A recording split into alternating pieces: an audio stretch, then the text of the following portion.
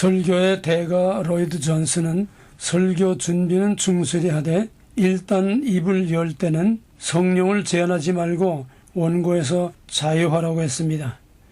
여기 강의 원고를 올리지만은 실제 메시지는 물이 흐르듯이 성령의 흐름대로 가기 때문에 원고와 반드시 일치하지 않습니다.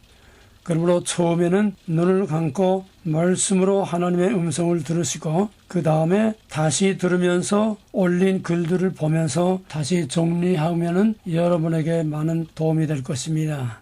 오늘도 하나님이 우리 가운데 임재하셔서 귀로만 듣던 하나님을 눈으로 보고 손으로 만지고 가슴으로 체험하고 우리 현실 역사 속에서 체험하여 맛볼 수 있기를 주의 이름으로 축원합니다. 오늘 하나님의 말씀은 이사야 60장 1절에서 5절까지 이사야 60장 1절에서 5절까지입니다. 네, 같이 한 목소리로 봉독하겠습니다. 일어나라 빛을 발하라 이는 내 빛이 이르렀고 여호와의 영광이 내 위에 임하였음이니라. 보라 어둠이 땅을 덮을 것이며 캄캄함이 만민을 가리우려니와 오직 여호와께서 내 위에 임하실 것이며 그의 영광이 내 위에 나타나리니 나라들은 내 빛으로 열왕들은 비치는 내 영광으로 나오리라. 내 눈을 들어 사방을 보라 무리가 다 모여 내게로 오느니라. 내 아들들은 먼 곳에 오겠고 내 딸들은 안기어 올 것이라. 그때에 내가 보고 기쁜 빛을 내며 내 마음이 놀라고 또 화창하리니 이는 바다의 부가 내게로 돌아오며 나라들의 재물이 내게로 옴이라. 아멘. 성경은 해석의 원리가 무엇보다 중요합니다. 세상 만사는 다 본질과 원리가 있습니다. 이 원리, 원칙 이것이 없으면 뭐든지 코골이 귀걸이가 되고 이 시대에서는 상황윤리가 돼서 악과 불의가 상황에 따라서 정의가 되고 정의가 상황에 따라서 악이 되는 것입니다. 왜? 절대적인 기준과 보편적인 가치가 없기 때문입니다. 그런 성경의 해석의 원리 가운데 무엇보다 중요한 것은 다중적인 해석입니다. 성경을 본문을 읽고서 거기서 어떤 교훈이나 얻는 거, 그게 성경은 어떤 교훈을 주려고 한 게 아닙니다. 오늘 설교는 천편일률 그대로 제대로 좀 잘한다고 해도 본문을 읽고서는 본문을 해석하고 거기서 우리가 교훈을 얻는 것입니다. 이게 그래도 제일 괜찮다는 설교가 이겁니다. 성경은 우리에게 어떤 교훈을 주고 이렇게 살라 저렇게 살라 그런 교훈을 주기 위해서 우리에게 주신 것이 아닙니다. 성경은 1차적 해석은 성경 본문 자체가 말하고 있는 그 현장, 그 사실, 팩트, 그 역사적인 사실 그 자체를 정확하게 이해하고 해석을 해야 됩니다. 이게 오리지널 모델입니다. 그것을 통해서 2차, 3차 적용이 돼야 되는데 모든 말씀들은 다 1차적인 해석으로 그 자체 사건들입니다. 그 자체 사건들을 통해서 우리에게 무엇을 보여주느냐, 그 다음에는 그 형태로 나타난 모든 사건들이 앞으로 나타날 것을 미리 보여주는 그림자에 지나지 않습니다.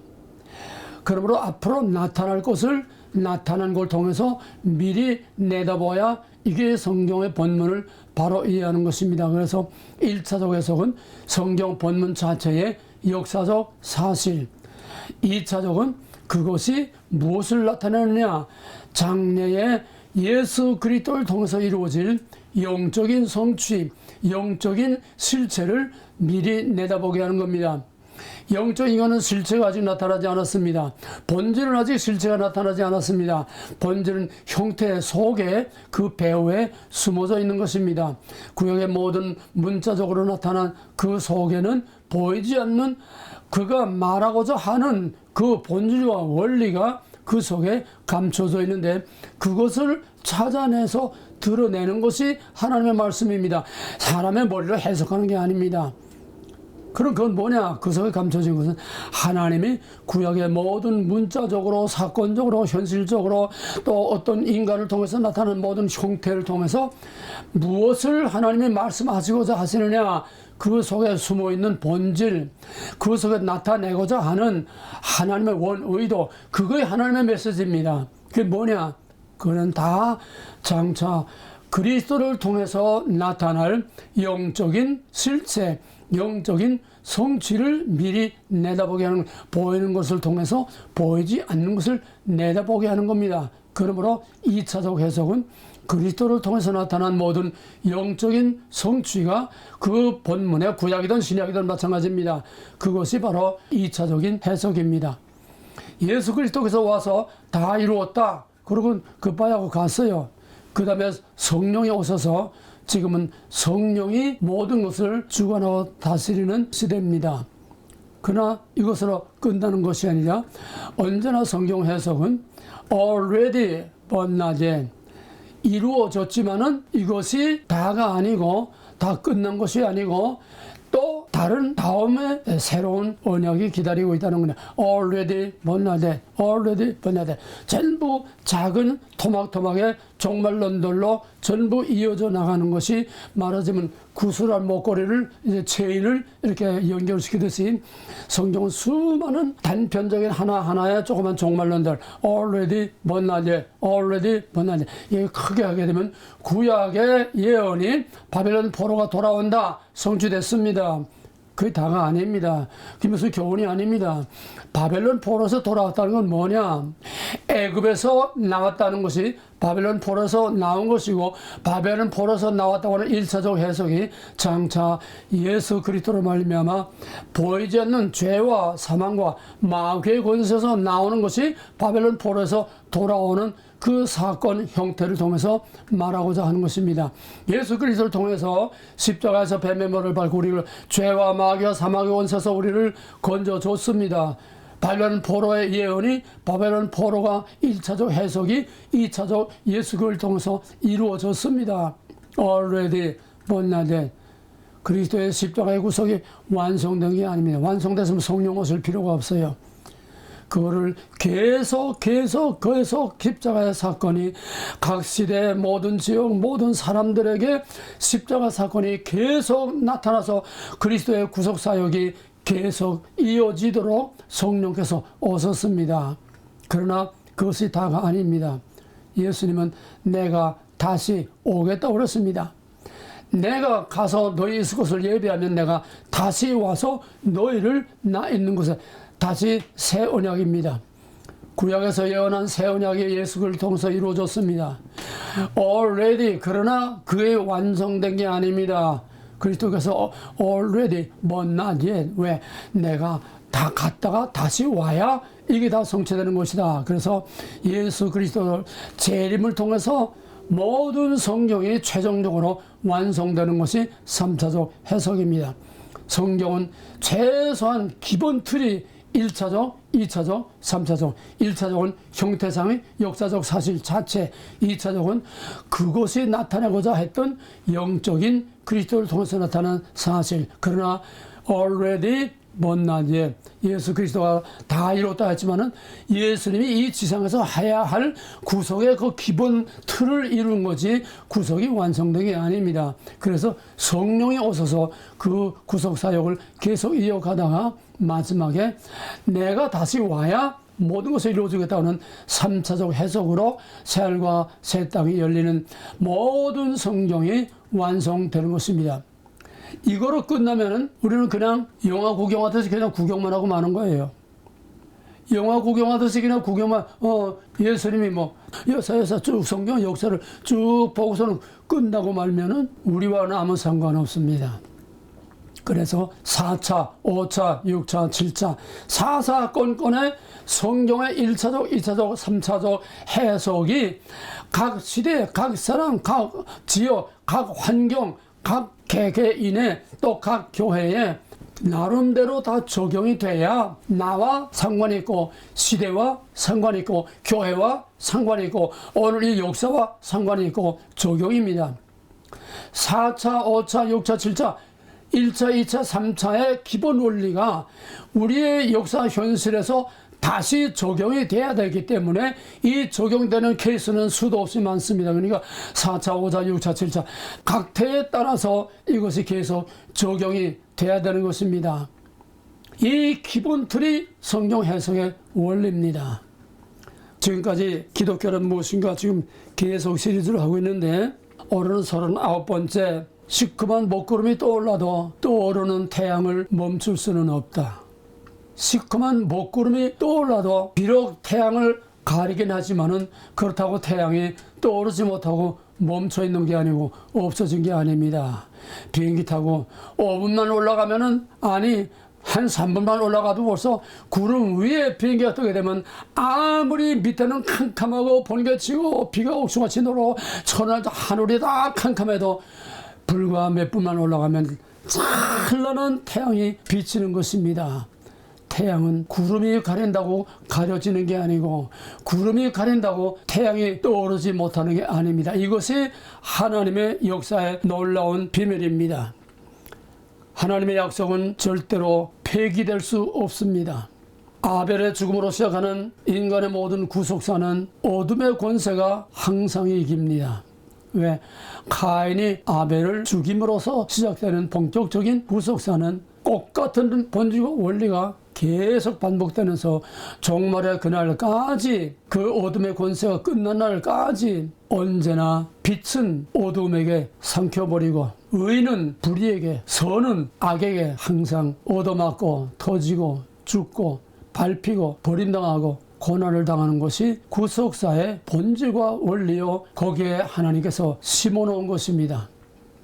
인간의 범죄하고 타락하고 나서 하나님께서 아담에게 말씀하시기를 바로 형벌입니다. 먹나는 정령은 죽으리라 하는데 먹는 순간에 그 자리에서 독약 먹고 죽은 거 아니고 아직도 많이 살다가 죽어라. 그러면서 하나님께서 죽기는 죽되 오래 살다가 죽어라. 그러면서 하나님께서 주신 그 사는 과정이 어떤 과정이냐? 고통스러운 과정이라는 거예요. 이마에 땀을 흘리는 고통, 해산의 수고를 하는 고통, 남녀 간의 갈등의 고통, 인간관계의 갈등의 고통, 나라와 나라의 갈등과 전쟁과 싸움의 고통, 그 한 모델이 전 역사 속에 이어져 내려오는 어둠의 권세와 빛의 권세, 어둠과 빛의 이원론적인 이런 갈등과 싸움이 성경의 역사입니다. 가인이 아벨 하나 죽이게 되면 하나님의 역사는 다 끝나고 하나님의 백성도 끝나고 하나님의 계획은 다 끝나는 줄 알았어요. 그러나 하나님께서 그렇게 어둠에게 밟혀서 없어질 그런 하나님이 아닙니다. 하나님은 빛이십니다. 하나님이 하시는 일은 다 빛입니다. 하나님에 속한 건 다 빛입니다. 하나님과 관계된 건 다 빛입니다. 빛이 어두움에게 완전히 삼켜버릴 수는 없어요. 가인이 아벨을 쳐 죽였다고 해서 하나님의 계획과 역사가 끝나는 게 아닙니다. 가인의 어두운 먹구름이 하나님의 여자의 후손, 하나님의 백성, 하나님의 계획을 덮었다고 해서 하나님의 의로운 태양이 거기서 죽은 것이 아니고 멎는 것이 아닙니다. 하나님께서는 아벨 대신에 셋을 통해서 또다시 아벨의 역사, 빛의 역사, 하나님의 그 빛의 모든 계획이 또 시작이 되는 것입니다. 어둠이 이기는 것 같지만은 반드시 그 마지막에는 빛이 어둠을 이김으로써 어둠은 결코 빛을 이길 수 없습니다. 동쪽에 환하게 여명이 밝아오면서 그 여명이 점점 밝아지고 나중에는 커다란 불덩어리 같은 태양이 떠오르면은 그 어둠이 온데간데 없이 언제 어두웠다는 듯이 다 사라져버리고 온 천하가 환한 밝은 대낮이 되는 것과 같이 어둠은 밤의 권세입니다. 밤에만 주관하지만은 태양이 떠오르면은 그 어둠이 아무리 먹구름이 꽉 찼어도 그 어둠이 떠오르는 태양을 막을 수 없고 멈출 수 없고 삼킬 수 없고 어둠이 빛을 가리고 삼킬 수가 없는 것입니다. 이게 원칙입니다. 어둠이 세상을 지배하긴 항상 어둠이 세상을 이깁니다. 불의가 악이 의와 선을 이깁니다. 그거는 잠깐 먹구름이 끼는데 지나지 않습니다. 어두운 밤에 지나지 않습니다. 하나님 천지를 창조해 놓으시고 저녁이 되며 아침이 되니 어둠에서 빛으로, 악에서 선으로, 불의에서 하나님의 의의 태양이 떠오르는 바로 저녁에서 아침으로 가는 이 전 성경의 구속사의 원리입니다. 빛을 창조했는데 지금 대낮인데 아침에서 저녁으로 가는 게 아니라 어둠이 지배하겠다는 거예요. 어둠의 권세가 지배하겠다는 겁니다. 그럼에도 불구하고 어둠이 아무리 캄캄해도 반드시 하나님의 영광의 빛이 떠오른다는 겁니다. 오늘 본문이 뭡니까? 오늘 본문은 세 가지입니다. 첫째, 여호와의 영광이 내 위에 임하였다. 하나님이 빛이 있으라, 빛이 있었다. 똑같은 얘기입니다. 찬란한 새로운 태양, 아직 태양은 아니지만은 하나님의 그 큰 빛이 온 세상을 밝혔습니다. 그러나 하나님께서는 저녁이 되며 아침이 되니 진짜 빛은 그게 아니라 어둠을 통과하고 깊은 밤을 통과하고 컴컴한 터널을 통과하고 고난의 험난한 과정을 통과해서 그 다음에 아침에 밝아오는 태양이 이게 진짜 아침이요, 진짜 빛이요, 진짜 영원한 영광의 빛이라는 겁니다. 일어나라, 빛을 발하라, 빛이 있으랍니다. 여호와의 영광이 내 위에 임하였다, 빛이 있으랍니다. 그러나 저녁이 되며 아침이 되니 어둠을 통과해야 된다는 겁니다. 그 2절은 뭡니까? 보라, 어둠이 땅을 덮을 것이며 캄캄함이 만민을 가려우려니와 하나님의 창조해놓은 그 에덴 동산에 뱀이 들어와서 그 아담과 하와를 범죄케 해서 어둠의 권세가 그들을 먹어버렸습니다.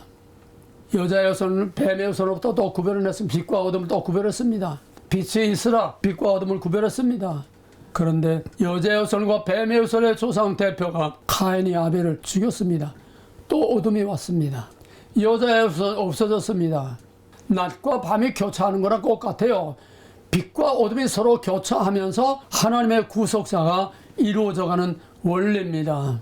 그렇다고 해서 쨍하고 볕들 날이 다시 오리라. 고난을 참고 기다리면 고진감래 좋은 날이 온다. 절대로 운명론이 아닙니다. 돌고 도는 순환론이 아닙니다. 필연론입니다. 저녁을 통과해서 영원한 다시는 해와 달의 비침이 필요 없는 영원한 하나님의 영광의 빛이 비치는 그 마지막 아침을 향해서 성경은 구속사는 계속 직진하는 것입니다. 돌고 도는 게 아닙니다. 운명론이 아닙니다. 우연론이 아닙니다. 기다린다고 좋은 날 오는 게 아닙니다. 참는다고 좋은 날 오는 게 아닙니다. 아침에 대한 희망에 대한 하나님의 약속에 대한 이 믿음이 그 아침을 맞이하게 되는 거지, 그 믿음 없으면 그냥 어둠 속에서 영원한 지옥으로 들어가고 마는 겁니다.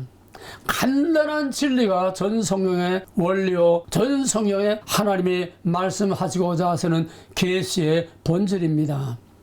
그래서 우리는 나타난 현실만 가지고, 일시적인 현실만 가지고, 이 밤이라는 이거 하나만 가지고 언제까지나 절망과 좌절과 낙심과 포기에 거기에 빠지면 안 됩니다.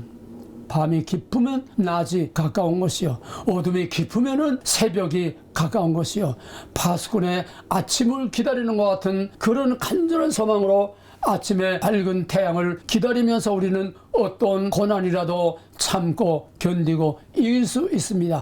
아침에 대한 확실한 약속의 믿음이 없이는 절대로 우리의 믿음이 영광의 그 빛을 볼 수 없습니다. 어둠과 캄캄함이 만민을 가리우려니와 이게 다가 아니라는 거예요. 그럼에도 불구하고 3절에 보게 되면은 나라들은 내 빛으로, 왕들은 내 비치는 내 광명으로 나오리라. 눈을 들어 사방을 보라. 무리가 다 내게로 모여오느니라. 내 아들들은 먼 곳에서 있고 딸들은 안겨올 것이라. 그때에 내가 보고 기쁜 빛을 내며 내 마음에 놀라고 또 화창하리니 이는 바다의 부가 내게로 오며 나라들의 재물이 내게로 옴이라. 캄캄함과 어둠이 딸려있지만은 의로운 태양이 떠오를 때에 이런 영광의 날이 온다는 겁니다. 이스라엘이 열왕기에서 점점 어둠이 짙어가고 있었습니다. 다윗으로 영광의 태양이 환히 비치는 아침의 약속의 성취가 한 모델로 완전히 여호와의 젤과 새 땅의 그 하나님의 왕국의 모델이 눈으로 볼 수 있게 다윗의 시대에 완성돼서 다윗의 아들 솔로몬 초기에는 금이 너무 많아서 예루살렘 거리를 금으로 다 포장을 해도 금을 다 쓸 수 없다고, 그 정도까지 풍요롭고 그 정도까지 영광스러운 시대였습니다. 그러나 솔로몬 후기부터 망조가 들어서 그때부터 열왕기라는 것은 망국의 역사입니다. 사무엘 역사는 이스라엘의 왕국의 건설사고, 사무엘까지는 다 건설사입니다. 아브라함도. 그러나 그 모델이 완성되기를 already but not yet. 다윗의 왕국이 하나님의 왕국이 아닙니다. 지금 세대주의 이스라엘 사람들은 다윗의 왕국이 다시 온다고, 이스라엘이 회복된다고, 그 영광의 날이 천만에, 성경이 말한 그런 영광의 날은 온 적이 없습니다. 하나님의 왕국의 모델인 다윗 시대 외에는 그런 영광의 날은 없습니다. 그럼 뭡니까? 2차적 해석으로 예수 그리스도를 통해서 보이지 않는 영적인 통치, 영적인 왕국, 영적인 이스라엘로 이루어지는 세상이 이길 수 없는 그런 영적인 메시아의 왕국의 영적인 태양입니다. 영적인 빛입니다. 영적인 하나님의 영광이 우리 그리스도를 말미암아 사망의 권세, 죄의 권세, 마귀의 어둠의 권세로부터 우리를 깨쳐주는, 그래서 우리를 빛의 자녀라고 합니다. 우리는 빛입니다. 그럼 나가서 빛이라는 겁니다. 2차적 해석입니다. 실제로 예수님 오셔서 이 땅에 무슨 변화가, 큰 변화가 일어났습니까? 큰 영광의 날이 이스라엘에게 나타났습니까? 바벨론 포로 돌아올 때 예언자들이 그렇게 이사야 40장 이후 보세요. 정말 막 가슴이 뛰고 흥분돼서 정말 그 성경을 읽을 수가 없을 정도예요. 그런데 포로에서 돌아온 그들에게 기다리고 있는 것은 더 극심한, 점점 더 극심한 어둠의 권세가 그들을 사로잡고, 어둠의 권세가 점점 더 어둠이 깊어갔지, 바벨론 포로에서 돌아온 그들에게 영광의 날은 없었습니다. 이스라엘의 영광의 날이 없었습니다. 예수님이 십자가에서 배멸을 받고 승리했다고 해서 이스라엘의 그런 영광의 날이 온 건 아닙니다. 영적입니다. 그럼 뭡니까? 캄캄함과 어둠이 온 세상을 다, 만민을 다 덮어가려는, 이건 마지막 환란의 절정을 말하는 겁니다. 온 세상에 어둠의 권세와 죄의 권세와 마귀의 권세로 꽉 눌러서 다니엘서 12장 7절을 보면 성도의 권세가 파괴되기까지, 교회다운 교회가, 성도다운 성도가 남아나지 못할 정도까지의 최악의 어둠이 깊을 때에 어둠의 절정, 환란과 고난의 절정에서 빛이 있어라 나타나는 예수 그리스도의 재림이 오게 되는 것입니다. 창세기 1장 2절에서 흑암, 공허, 혼돈이 깊은 가운데 빛이 있으라, 이 모델이 전 성경의 모델이요 1차적, 2차적, 3차적 해석입니다. 아직 그런 영광의 날은 오지 않았습니다. 아직 예언자들의 그 영광의 예언들은 아직도 이 땅에서 성취된 일이 없습니다. 한 모델로 다윗 왕국 시대만 모델 케이스 하나 만들어놨지, 그 후에는 영적인 영광 우리가 눈에 보입니까? 그러면 메시아 예수 그리스도께서 오셔야 되는데 그건 아직 오지 않았습니다. 그럼 이스라엘의 역사를 통해서, 구약의 역사를 통해서, 그 어둠 속에서 이스라엘을 통해서 다시 거기에 오실 예수 그리스도 메시아를 미리 내다보게 하고, 메시아에 대한 예언을 바라보게 하고, 메시아에 대한 그 믿음을 미리 심어준 것이 이스라엘입니다. 오실 메시아에 대한 그림자로서, 모델로서, 오실 메시아의 왕국에 대한 그림자로서 하나의 모델을 거기서 만들어 놓고 그걸 바라보게 하신 것입니다. 구약의 이스라엘은 오실 메시아를 나타내기 위해서 그 모델을 만든 것입니다. 그러나 예수님이 오셨습니다. 구약은 옛언약, 오실 메시아는 새 언약, 예레미야, 에스겔 다 새 언약입니다. 새 언약이 그리스도의 오심으로 성취됐습니다. Already 새 언약이 성취되면은 그 새 언약은 옛 언약이 되는 겁니다. 이해가 되겠어요? 예수 그리스도 오실 곳이라고 하는 새 언약이 왔기 때문에 그건 이미 낡은 언약이 되는 거예요. 이미 성취된 언약이 되는 겁니다. 그럼 뭡니까? already, 못나데 앞으로 새 언약이 또 나왔다는 거예요. 앞으로 다시 오실 새 언약이 또 남았다는 겁니다. 하나님께서 메시아 예수 그리스도의 영적인 왕국이 오기 전에 눈에 보이는 영광스러운 다윗의 왕국을 만든 것처럼 하나님께서 다시 오실 영원한 메시아의 왕국, 정말 찬란하고 영광스러운 그 왕국이 오기 전에 뭔가 또 이스라엘을 통해서 오실 메시아를 바라보게 하는 모델이 하나 있어야 될 게 아닙니까? 옛 이스라엘은 그리스도께서 오실 것에 대한 옛 언약 대신 새 언약을 예언한 겁니다. 예수님이 오심으로 옛 언약은 성취가 됐습니다. 이미 예수님의 새 언약인 옛 언약이 됐다는 겁니다. already 못난 옛, 아직도 새 언약이 또 있다는 겁니다. 다시 오셔야 모든 언약이 완성된다는 겁니다. 이스라엘이 오실 메시아에 대한 새 언약에 대한 모델을 보여줬다고 하면은 이제는 그 언약은 옛 언약이 되고 다시 오실 메시아에 대한 영원한 새 언약에 대한 또 하나의 가시적인 모델이 있어야 할 겁니다. 그게 뭘까요? 그게 4차적 해석. 바로 오늘 우리가 우리의 목전에서 일어나고 있는 엄청난 지각변동, 전 세계가 몽땅 그냥 다 헤쳐모여 하는 식으로 다 뒤죽박죽돼서 전 세계가 완전히 지축이 흔들리고 지축이 뒤바뀌는, 지판이 뒤바뀌는 어마어마한 사건들이 지금 우리 앞에 벌어지고 있는데, 눈이 있어도 소경이요, 귀가 있어도 귀목 어린 자들은 보고 들고 엎어지고 깨지고 수많은 사람이 죽어나가도 그것이 뭔지를 알지 못합니다. 오직 눈이 있고 귀가 있어서 남이 보지 못하는 걸 볼 수 있고, 볼 수 없는 것을 볼 수 있고, 들을 수 없는 걸 들을 수 있고, 알 수 없는 걸 알 수 있는 하나님의 성령의 눈으로 봐야만 그게 보이는 겁니다. 형태를 통해서 그 속에 감춰져 있는 하나님의 계획과 하나님의 뜻을 볼 수 있어야 하는 것입니다. 그래서 가인이 아벨을 죽인 것처럼 유대인이 예수 죽이면 모든 게 다 끝날 줄 알았는데 그 예수가 또 살아나서 아벨 대신 죽은 예수 대신 또 산 예수가 나와서 로마 제국과 온 세계를 다 정복했습니다. 로마와 공산주의가 기독교를 그렇게 핍박을 하고 아주 말살시켜버리려고 했는데, 그럼에도 불구하고 기독교는 로마 제국을 완전히 꿇어 항복시키고 로마 제국이 기독교를 국교로까지 만들게 되고, 나아가서 온 세계를 그리스도의 복음으로 정복하게 됐습니다. 어둠이 아무리 캄캄하고 어둠이 아무리 온 세상 만민을 다 가리려니와 여호와의 영광의 빛이 온 세계를 지배하고 다스리게 된 것입니다.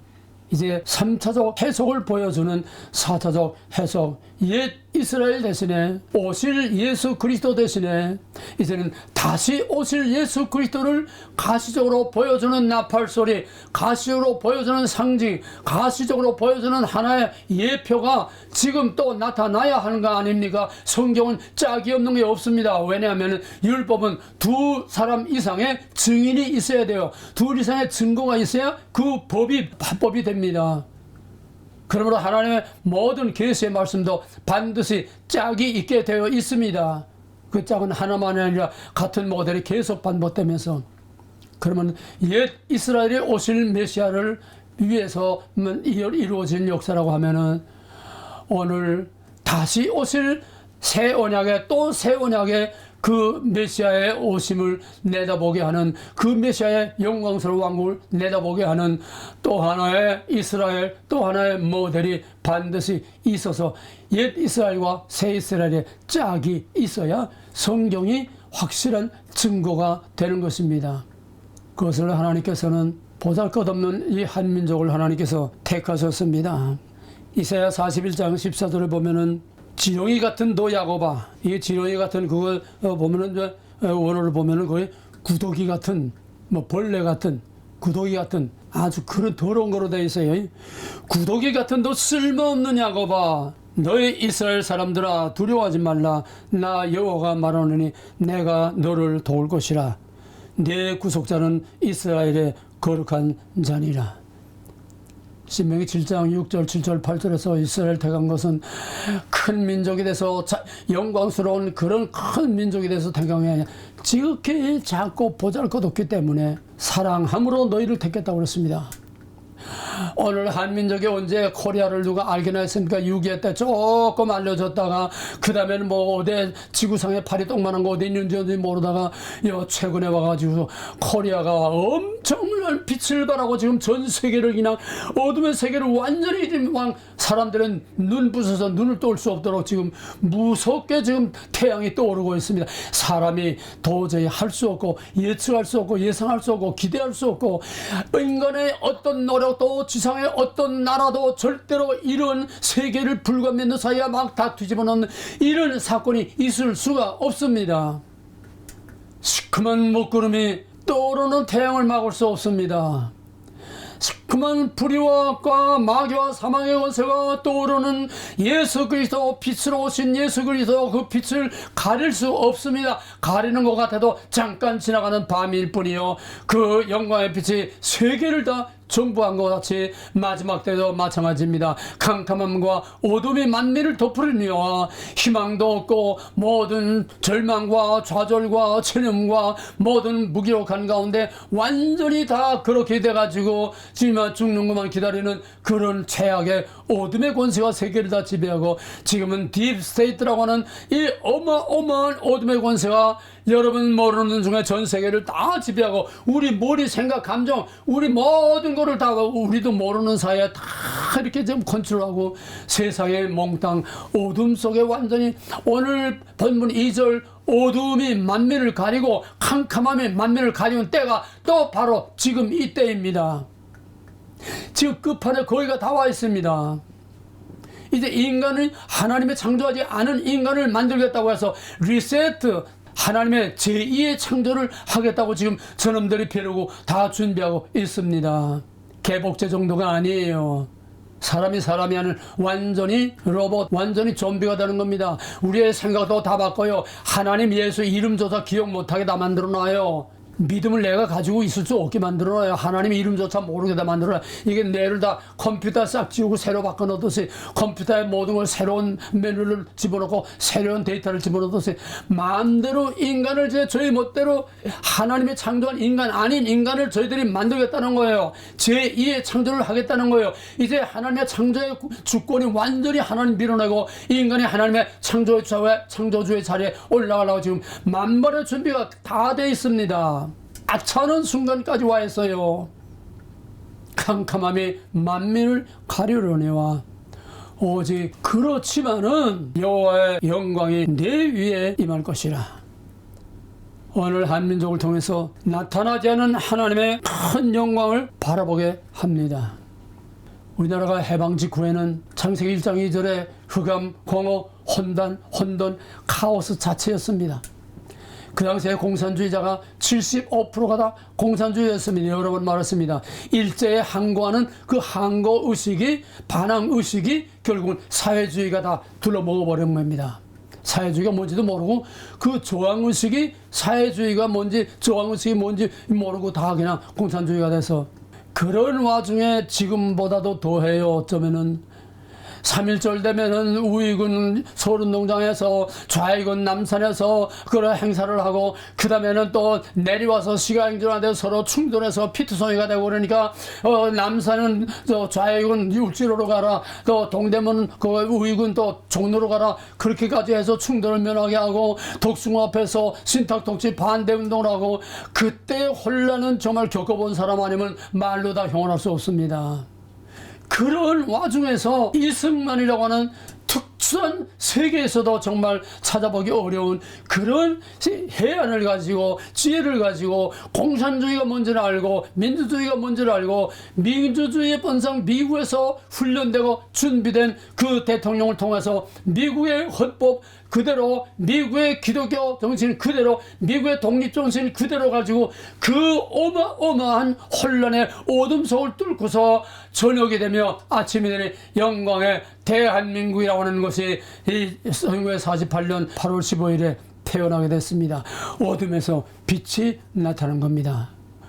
흑암이 깊은 가운데 빛이 나타난 겁니다. 그 다음에는 4.19 이후에 민주당이 정권을 잡고서는 이건 정말 개판이에요. 개판. 내각제라고 해보고 뭐 내각제가 뭔지 민주주의가 뭔지도 모르고 그냥 서로 헐두고 먹고 그냥 해먹고 그냥 뭐 국민은 그냥 날마다 버리고 오게 굶어서 죽어가는데 그 흑암과 혼란이 또 왔습니다. 어둠이 또 왔습니다. 그때에 박종이라는 태양이 떠올라서 그 어둠을 물리치고 이제는 5천년의 가난, 이제는 당연한 걸로 알고 체념하고 좌절과 절망과 무기력과 완전히 체념을 하고 그저 당연한 걸로 알고 버리고개를 그냥 맞이하고 기다리고 했었는데 이게 아니다. 우리도 잘 살 수 있다. 왜 다른 나라들은 저렇게 잘 사는데 우리는 왜 이렇게 못 사느냐. 잘 살 수 있다. 새벽마다 새벽종이 울리네. 잘 살아보세. 새마을운동 하면서 정말 국민의 의식을 바꿔놓습니다. 5.16 혁명은 정치 쿠데타가 아니에요. 군사 쿠데타가 아니에요. 완전히 판을 뒤엎은 5천년이 썩고 문드러지고 무기력한 이 대한민국 국민의 정신을 완전히 뒤엎어놓습니다. 할 수 없다는 걸 할 수 있다로 바꿔놓습니다. 하면 된다는 걸 바꿔놓습니다. 불가능을 가능하다로 바꿔놓습니다. 이것이 경제 대국을 이루는 원바탕이요. 오늘날 그 에너지를 가지고 그냥 막 치솟아 오르는 겁니다. 이 에너지가 전 세계를 깜짝 놀라게 한 겁니다. 그러나 그 빛은 영원하지 않습니다. 또 김영삼 이후 5 대통령을 통해서 또 어둠이 빛을 미워해서 그 빛의 흔적을 다 지워버리려고 안간힘을 쓰면서 역사를 왜곡하고 수많은 악법으로 선한 법을 다 뒤집어버리고 문재인 때만 해도 악법을 우리가 모르는 중에 그냥 끼워묻히고 뭐하고 해가지고서 악법을 다시 돌이키기 어려운 악법을 대한민국에 다시 설 수 없는 악법을 500여 개나 그 악법을 만들어 놨어요. 이것으로 지금 새 정부가 나왔지만은 우리가 알게 모르게 수많은 법을들로 그냥 올개미처럼 구물처럼 다 씌워놔서 손과 발을 다 묶어놓고 지금 윤 정부가 뭘 하려도 할 수 없어요. 지금 인터넷이나 댓글 보게 되면은 아주 윤 대통령 한동 뭐 지금 뭐 부정선거 손대지 못하고 부정선거 심판하자고 선거위원회 뭐 관리위원회 손대지 못하고 뭐 하지 못한다고 지금 막 야단들 난리가 나고 있어요. 하고 싶어도 마음대로 못하는 겁니다. 법으로 다 얽혀 있어요. 그 사람들이 누군데? 대통령 취임사에서 선전포고까지 한 윤 대통령이 그걸 몰라서 못하고 해서 부정선거 몰라서 손을 못 대겠습니까? 검수 완박을 통해서 모든 공산당 수사권까지 전부 다 경찰에게 넘겨가지고 경찰은 대통령 직속으로 마음대로 하는 겁니다. 다 법을 이렇게 만들어서요. 국정원에서 간첩 수사를 못하게 다 만들어 놓고 법으로 얽히고 얽혀서 그냥 그도 막 구물을 뒤집어 쓴 것처럼 구물을 몇 개 뒤집어 쓴 것처럼 지금 현 정부를 그렇게 뒤집어서 나오는데 그 정부가 뭘 할 수 있습니까? 현 정부를 탓하지 마세요. 한동훈 윤석열 탓하지 마세요.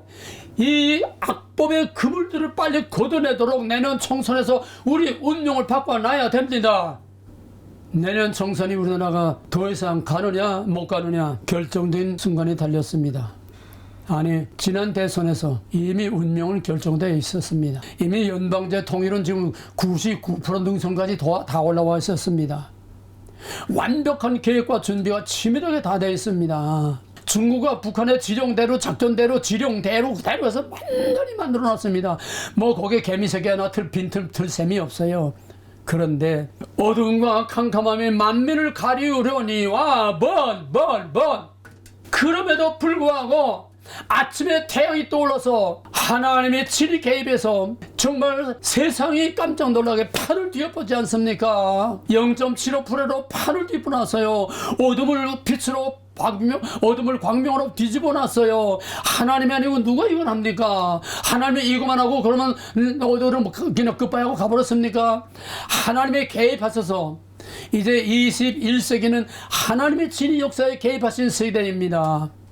팬데믹부터는 본격적인 행동을 개시한 시간입니다. 이제는 하나님의 통치권이 친히 나타난 시대예요. 이제는 역사를 하나님이 직접 중심에 서서 역사를 직접 하나님이 통치하시고 움직이시고 나라들의 흥망성쇠와 나라들을 막 뒤집어 놓는 것이요. 우크라이나 전쟁도 이스라엘 전쟁도 지금 미중 전쟁도 러시아 미국 중국 유럽 할 것 없이 몽땅 전 세계를 하나님이 지금 완전히 구조 조정을 하고 개편을 하는 것입니다. 지각을 변동시킵니다. 소에서 동으로 완전히 판이 바뀝니다.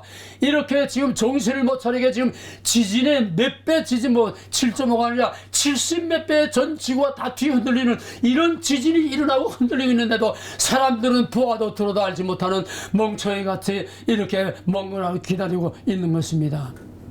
우리는 일어나야 됩니다. 정신을 똑바로 차리고 일어나야 삽니다. 하나님이 아무리 하려고 해도 우리가 움직이지 않으면 하나님 혼자서 안 하십니다. 하늘도 스스로 돕는 자를 돕는다는 말이 있지 않습니까? 그래서 우리 예수님은 캄캄함과 어둠이 가장 심각한 포로기 이후에 영광의 날은 고사하고 바벨론 포로 70년에다가 돌아오고 나서 스룹바벨 성전도 재건하고 뭐 다 했는데도 뭐 종교개혁하고 다 했는데도 점점 상황은 더 힘들어져서 마지막에 약 400년 동안은 헬라에게 로마에게 어마어마한 핍박과 고난을 받고 전쟁과 내란이 그치질 않고 이제는 완전 절망 가운데 그때의 동방의 현인들이 하늘을 쳐다보다가 동방의 별을 봤습니다. 그 별을 보고 따라왔습니다. 태양이 그 어둠을 뚫고 올라왔습니다. 하나님은 아무 때나 그냥 끼어드는 게 아닙니다. 기다리고 참고 보고 보다가 다 결정적인 순간에 하나님이 나타나시는 겁니다. 그래서 바울은 기통찬 신학자요, 기통찬 정말 눈을 가진 사람이요, 갈라디아 4장 4절은 때가 참에 이 때가 무서운 때입니다. 원어에서는 크로노스라고 되어 있는데 크로노스라는 그냥 흘러가는 세상 모든 역사입니다. 어둠의 세력이 다 물러가는 역사입니다. 때가 뭡니까? 리밋이 왔다는 거예요. 어둠의 세력의 리밋이 끝까지 왔다는 거예요. 더 이상 갈 수 없는, 더 이상 가서는 안 되는 끝까지 왔다는 겁니다. 그 결정적인 순간에 빛이 있어라 예수 그리스도의 태양이 떠올라서 모든 죽은 가운데 있는 영혼을 다 구원하신 것입니다. 때가 참에 예수님이 오시는 것도 바로 결정적인 그 때가 참에 그 크로노스에 예수님이 빛으로 오신 개입하신 그 순간을, 완전히 역사를 뒤엎은 결정적인 순간을 헬라어에서는 카이로스라고 합니다. 이제 크로노스에 흘러가는 어둠의 세상, 이 세월 세상에 흘러가는 어둠의 세력, 딥스테이 세력, 이 캄캄함과 어둠이 전 세계를 다 완전히 뒤덮고 있는 이 시대는 지금 리밋이 거의 다 왔습니다. 이제 하나님이 직접 역사 속에 다시 개입해 들어오시는 예수 그리스도 메시아의 때, 카이로스, 그 때가 임박했습니다. 그래서 마지막 하나님이 참고 기다리다가 더 이상 가면은 이제는 안 되겠으니까 결정적인 순간 뭡니까? 21세기입니다. 역사에 친히 개입해서 세계를 흔들고 움직이고 시작했습니다. 뭐 자세한 설명 도저히 할 수가 없지요. 여기를 봐라. 맨 처음에는 여기를 봐라. 너희들 멍하고 있지 말고 여기를 봐라. 어디? 극동에 이 북한의 핵미사일 발전되는 걸 봐라. 저 중국의 몸집이 커져서 미국을 집어먹고 전 세계를 지배하고 다스리려고 하는 꿈틀거리는 그 붉은 영을 봐라. 거기다가 음악을 집중시켰는데 그게 아니라 이제는 전 세계 음악을 아시아로 극동으로 집중시켜 놓고서 그 다음에 그건 다 엑스트라입니다. 이제 본 게임에 본 주요 배우가 등장했는데 그게 바로 코리아인데 불과 20년 내에, 물론 그전부터 다 준비하고 있었지만은 불과 20년 내에 특히 윤석열 대통령 취임하자마자 또 우크라이나 전쟁이 터지고 또 이스라엘 전쟁이 터지고, 그러니까 폴란드는 정신없이 한국의 걸 다 가져간다요. 이제는 영국도 이제 독일도 전 세계 앞을 최신 무기를 아주 자랑하던 독일도 미국도 이제는 한국 무기를 수입하게 지금 돼 있습니다. 미국에서 군함 못 만들어요. 한국에서 군함을 만들어야 돼요. 미국에서 이제는 전투기도 제대로 못 만들어요. 이제는 한국에 개야하고 이제 한국 또 합작을 해서 지금 뭐 또 5세대 전투기를 만든다고 그래요. 이제 전부 다 한국, 코리아 없애는 이제 살 수 없다. 이제 국가 안보를 위해서는 이제 코리아 무기 아니고서는 안 된다. 왜? 독일이나 미국이나 그 무기를 만들어내는 걸 다시 그 공장들을 다시 회복하고 다시 문하면 적어도 4, 5년 이상 걸립니다. 한국은 북한 때문에 계속 무기를 개발해 오고 있지 않았습니까?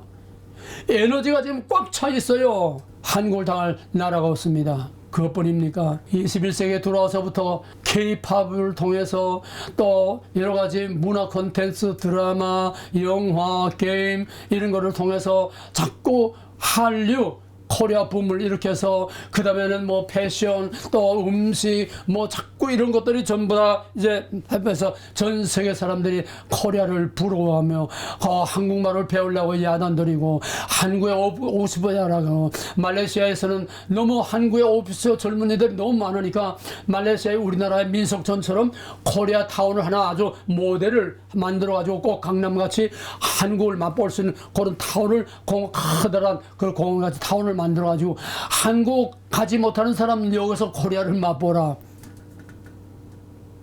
지금 전부 코리아 붐으로 난리가 났습니다. 이게 누가 합니까? 사람이 할 수 있습니까? 뭐 이러다 될 수가 없어요.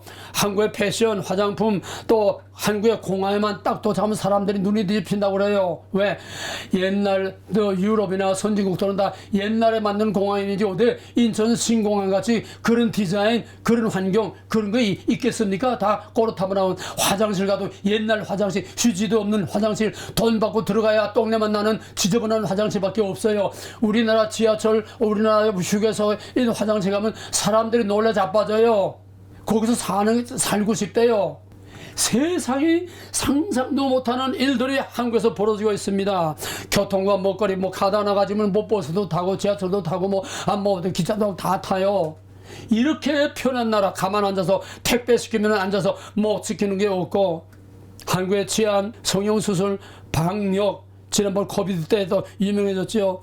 더 말할 것 없이 기술 분야에서는 반도체, IT 기술, 그 다음에 배터리, 히토류, 그 다음에 전기차, 전기자동차, 그 다음에 각종 신기술들, 신소재들, 또 의료, 혁명, 그 다음에 제약, 조선 배 만드는 거, 전 세계 한국을 따를 나라가 없습니다. 그 다음에 건설, 세계 유명한 건물, 유명한 그런 다리들 한국이 다 놓고 있습니다.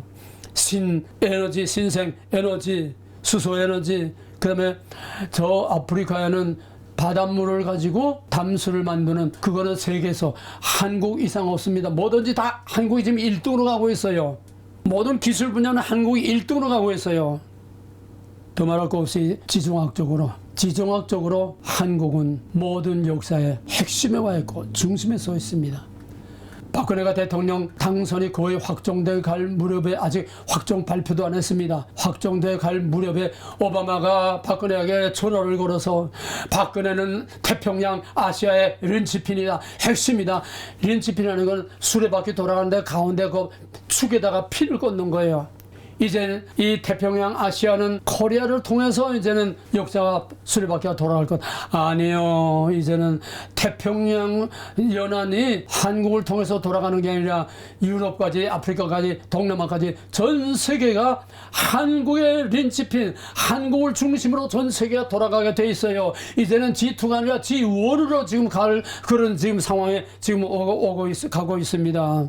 사랑하는 형제들이요, 오늘 본문은 결코 우연한 본문이 아닙니다. 오늘 본문은 절대로 내가 어거지로 그렇게 되기를 바라는 것도 아니고 어거지로 억지로 갖다가 꿰맞추게 하는 것도 아니고 내가 무슨 신비주의로 내가 무슨 영적으로 해석하는 것이 아니라 성경 해석의 원리 그대로 1차, 2차, 3차, 4차, 5차 그대로 오늘 현실 역사에 그대로 보여주는 것이고 오늘의 이 나타나고 움직이고 돌아가고 있는 전 세계 역사는 누구도 부인할 수 없는 팩트입니다. 사실입니다. 현실입니다. 내가 뭐 없는 말을 합니까?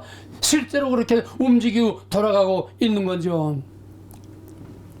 다윗의 영광의 시대는 다시 오지 않습니다. 성경은 직선적 역사가 아닙니다. 그런 다윗의 영광의 시대, 메시아의 볼 수 없는 메시아의 왕국을 볼 수 있게 나타나는 제2의 이스라엘 다윗의 왕국이 뭡니까? 코리아를 통해서 지금 보여주고 있습니다. 그 다음에는 이사야 55장에 보게 되면은 내 장막터를 넓히며 내 처소의 휘장을 아끼지 말고 널리 펴되 너의 줄을 길게 하며 너의 말뚝을 견고해야 할지 뭡니까? 지역을 넓히고 국경을 말뚝을 든든하게 세워서 국가 안보와 국경을 확대하고 나라를 확대. 이건 내 말이 아니라 벌써 오래전부터 미래학자들과 또 각계 전문가들이 수도 없이 지금 인터넷에 떠들고 있는 얘기입니다.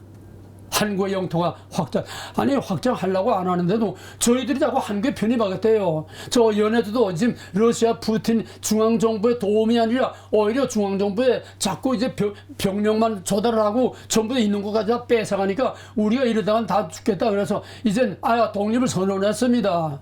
연해주 주지사가 독립 선언했어요. 우리는 코리아하고 합병하겠다.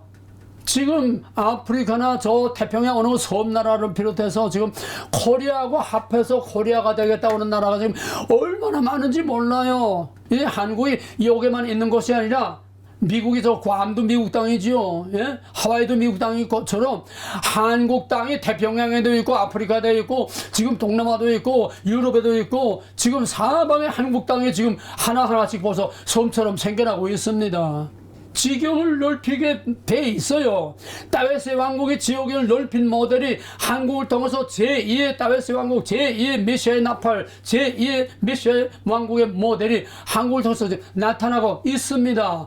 부정할 수 없는 이건 팩트요, 사실입니다. 내가 뭐 헛소리하는 게 아닙니다. 내가 헛소리하면 하나님의 이름 비기자해서 거짓말쟁이가 되는 거지요. 여러분 눈을 똑바로 뜨고 일어나 빛을 발하라. 하나님의 정의의 빛을 발하고 진리의 빛을 발하고 하나님의 복음을 빛을 발하고 하나님 왜 한국을 이렇게 높이고 한국의 지역을 넓히고 한국으로 전 세계를 다스리는 중심 국가로 하나님이 이렇게 만듭니까? 그 국력을 통해서 하나님이 누구냐? 이 모든 일을 누가 하느냐? 이 모든 일을 통해서 하나님 뭘 하시려고 하느냐? 하나님과 하나님의 하시는 일을 나타내기 위해서 하나님께서 이스라엘 스승같이 하나님께서 우리 대한민국을 마지막으로 지금 쓰시는 겁니다. 영광의 날이, 영광의 태양이 떠오르고 있습니다. 딥스테이트 세력, 한국의 좌파 공산주의 세력이 아무리 지금 이 빛을 다시 먹으려고 지금 바라보려고 온갖 수단을 다 하고 지금 유럽은 전부 다 깨지고 글로벌리즘이 전부 다 깨집니다. 하나의 세계 정부를 만들겠다. 다 하나하나 깨집니다. 푸틴을 지금 깨지는 거 하는 거예요. 글로벌리즘의 안티 글로벌리즘으로 지금 그걸 깨뜨리는 거예요. 푸틴이 이게 돼 있어요. 각본이. 아무리 미국이 돕고 뭐 유럽이 다 도와도 우크라이나가 절대로 이길 수 없습니다. 우크라이나는 지도상에서 없어질 거예요. 하나님이 이제는 글로벌리즘이 마지막 끝까지 왔기 때문에 중공이 하는 식으로 완전히 사람들을 다 그냥 순식간에 하루 미국 계엄령 선포한 그날로 준비는 다 돼 있으니까 그날부터 그냥 막 그냥 그대로 지금 중국보다 더 무서운 그런 글로벌 가버먼트의 그런 세계가 됩니다. 다 준비가 돼 있어요. 중국은 하나하나 지금 시도적으로 하고 있지만 미국은 완벽하게 다 돼 있어요. 계엄령을 오바마가 다 만들어 놨습니다. 계엄령법을. 지금 우리는 역사의 어떤 시점에 서 있는지를 알아야 됩니다. 사느냐 죽느냐 빛이냐 어둠이냐. 그러나 어둠의 세력이 아무리 세상을 덮어도 중간기 때 예수님이 오시기 전에 아무리 캄캄함과 어둠이 덮어도 오늘이 마지막 때에 온 세상에 아무리 캄캄함과 어둠이 덮어도 크로노스의 한계, 역사의 한계, 세상 역사와 어둠의 세력의 그 권세 한계 리밋에 오게 되면 그때는 하나님이 친히 개입해서 통치하시는 하룻밤 사이에 그 캄캄함이 큰 빛으로 변하게 되는 카이로스 여호와의 영광의 빛이 지금 떠오르는 것을 우리 한국을 통해서 미리 잠깐 반짝하고 보여주는 겁니다. 오래 가지는 않습니다. 물론 하루아침에 그렇게 갑자기 되는 건 아닙니다. 그럼에도 불구하고 시간이 걸립니다. 벌써 20세기가 얼마나 됐으면 벌써 23년 4년 되지 않습니까? 하나님의 하루는 절로가 하루가 되고 우리가 연수로 계산할 수 없지만은 지금 굉장한 스피드로 지금 가고 있습니다. 그러나 캄캄함이 만민을 가려오는 마지막 암흑의 세계가 옵니다. 이 빛 이후에 그래서 미리 마지막 찬스를 주는 겁니다. 마지막 믿음에 무장할 수 있는 찬스, 마지막 진리를 회복할 수 있는 찬스, 마지막 복음을 땅끝까지 전할 수 있는 찬스, 마지막 하나님이 누구냐를 보여주는 마지막 엄청난 가시적인 세계 역사의 사건들을 통해서 보여주는 이건 결정적으로 마지막 한번 팍 빛을 발하고 그 다음에는 어둠이 빛을 가려버리고 캄캄한 암흑의 세계로 들어갑니다. 그것도 짧습니다. 점점 역사는 점점 압축돼서 시간이 전부 다 압축되죠. 옛날 천년이 요즘 하루 이틀에 지나지 않아요. 얼마나 스피드 않는 환란과 고난도 잠깐입니다. 그때는 한국의 영광을 통해서 보여준 진짜 오리지널, 진짜 모델이 아니라 원본이 하늘과 새 땅에 열리는 그리스도 예수, 하늘과 땅의 모든 심판하는 권세를 가지고 큰 빛으로 어둠의 권세를 다 몰아내고 그 빛 가운데 살아남은 성도들과 또 이미 잠자는 성도들을 다 찾아서 영원한 암흑의 지옥과 영원한 영광의 하늘과 새 땅으로 영원히 갈라지는 결정적인 순간이 바로 그 뒤에 곧 오게 될 겁니다. 여러분 놀라지 마세요. 이 세대가 지나기 전에 올 수 있습니다. 오늘의 한국이 경제 대국이 됐다고 지금 다 정신 못 차리고 있는데 그건 비교해서 지금 겨우 2만 달러 3만 달러 국민소득 가지고 저렇게 지금 난리들인데 이 영광의 때가 오게 되면 남북이 통일되면은 전 세계 모든 투자가 여기 되고 불과 우리나라가 30년 동안에 한강의 기종을 이루었다면 단 10년도 안 돼서 한강의 기종의 몇 배 전 세계로 확장되는 어마어마한 폭탄과 같은 그런 경제 부흥의 기적이 일어나고 거기에 한국의 중심에 우뚝 서게 됩니다. 왜입니까? 마지막 하나님이 누구냐를 온 세계에 알리기 위해서입니다. 이 기회가 마지막 기회예요. 역사의 마지막 반짝하는 기회입니다. 그 뒤에 어둠이 캄캄함이 와도 순간적입니다. 그 다음에 다시는 해와 달의 비침이 필요 없는 영원한 하나님의 왕국이 우리 가운데 오겠습니다. 여러분 가만 보세요. 과거에 전 세계를 비추고 전 세계를 다스리던 유럽 서양 문명권이 지금 전부 다 쇠퇴되고 있습니다. 유럽도 쇠퇴되고 있습니다. 미국도 지금 다 망가지고 쇠퇴되고 있습니다. 러시아도 지금 경제적으로 큰 어려움을 겪고 있습니다. 중국은 지금 경제가 밑바닥까지 떨어져서 이제는 완전히 파산하느냐 마느냐 직전까지 가 있습니다. 이제는 세계의 패권을 잡고 내놓으라 할 그런 위인이 없습니다. 하나님이 갈라놓고 쪼개놓고 전부 찢어놓고 갈라놓은 거예요. 그 다음에 뭡니까? 그 다음에 한국을 중심으로 새로운 질서로 한국을 중심으로 세계 질서를 다시 짜는 겁니다. 어마어마한 역사적으로 이런 정말 격변하는 시대, 이런 클라이막스의 그런 중심에 서 있는 시대가 없었습니다. 지금 역사의 마지막 클라이막스입니다. 여러분은 아무도 볼 수 없는 현실을 보게 될 것입니다. 볼 수 없는 하나님을 보게 될 것입니다. 볼 수 없는 사탄의 정체를 보게 될 것입니다. 볼 수 없는 어둠이 뭔지를 보게 될 것이요, 볼 수 없는 빛이 무엇인가를 여러분들이 친히 몸으로, 영으로, 육으로, 삶으로, 모든 경제로 우리의 삶 전체를 통해서, 역사 전체를 통해서 보게 될 것입니다. 성경의 궁극적인 목적은 하나님이 누구냐입니다. 여강도 역사의 어둠이 짙었을 때 너의 밝아 이 나라 여명이 왔다. 아멘. 고요한 아침의 나라 이 속에 새로운 너의 삶 속에 얽혀 이 땅에 생명 던너간다.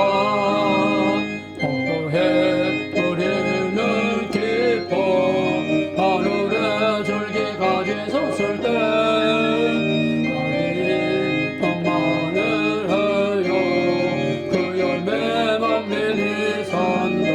아멘. 고요한 아침에 나라 예서를 부른다면 하늘 씨앗이 되어